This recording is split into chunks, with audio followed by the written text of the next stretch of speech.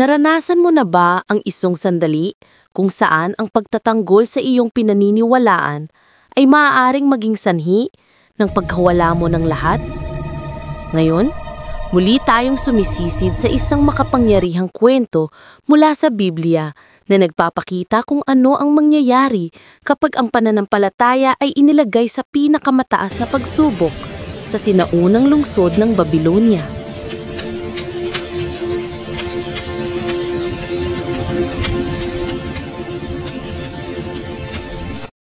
Nagpatayo si Haring Nebukadnezar ng napakalaking statwang ginto, 70 talampakan ng taas, na kumikinang sa ilalim ng araw ng disyerto.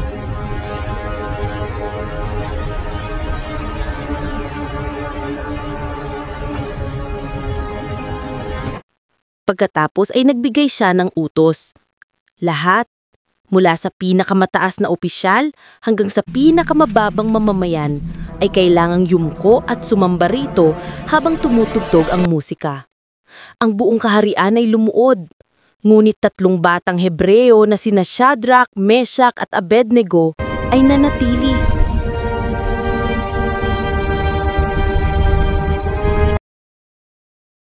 Nakatayo, alam nilang ang kanilang katapatan ay sa iisang tunay na Diyos at hindi sila makikipagkompromiso. Hindi napansin ang kanilang pagsuway. Galit na galit, hinila sila ng mga gwardya ng hari sa harap ng kanyang trono. "Kung hindi kayo yuko," nagngangalit ang hari. Sa tinig niyang punong-puno ng galit, agad kayong itatapon sa nagliliyab na hurno. Lumapot ang hangin sa tensyon. Ngunit ang 3 lalaki ay tumugon ng may kalmadong hindi naaayon sa mga pangyayari. Ang aming Diyos na aming pinaglilingkuran ay makakapagligtas sa amin mula sa naglalagablab na hurno. Ipinahayag nila at ililigtas niya kami mula sa iyong kamay, o hari. Ngunit kahit hindi niya kami iligtas, nais naming malaman mo, tamahalan, na hindi kami maglilingkod sa iyong mga Diyos o sasamba sa gintong imahen na iyong itinayo. Galit na hindi masusukat, iniutos ng hari na painitin ang hurno ng 7 beses na mas mainit kaysa karaniwan. Umuungal ang mga apoy. Napakatindi na ang init lamang ang lumamon sa mga sundalo. Sino ang naghagi sa 3 lalaki sa loob? Isipin ang isena. Nagliliyab ang apoy, nagliliparan ng mga alitap-tap, habang sina Shadrach, Meshach at Abednego ay itinapon sa gitna ng impyerno. Tila tiyak na katapusan na, pero pagkatapos, may isang kamanghamanghang bagay ang nangyari. Tumayo ang hari.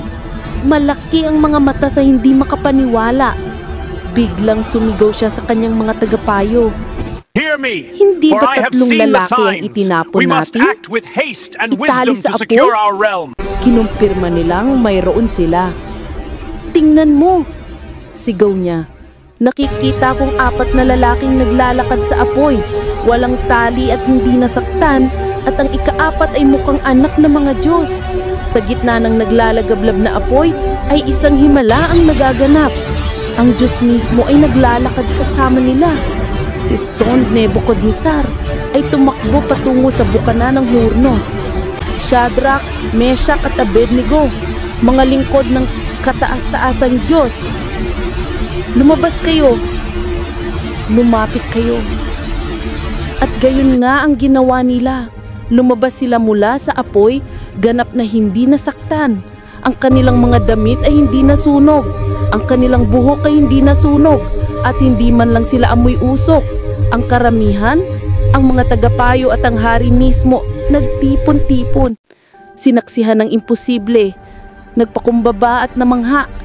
Ipinahayag ni Haring Nebukadnezar, Purihin ang Diyos ni Shadrach, Meshach at Abednego na nagpadala ng kanyang anghel at nagligtas sa kanyang mga lingkod.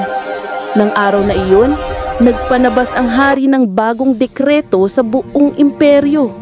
Walang sino man ang dapat magsalita ng anumang salita laban sa kanilang Diyos.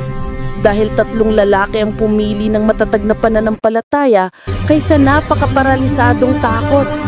At buong bansa ang nakasaksi sa hindi kapani-paniwalang kapangyarihan at katapatan ng Diyos. Ang kanilang katapangan sa apoy ay naging patotoo na tumataginting sa walang hanggan. Salamat sa pagsama namin sa kamanghamangang kwentong ito.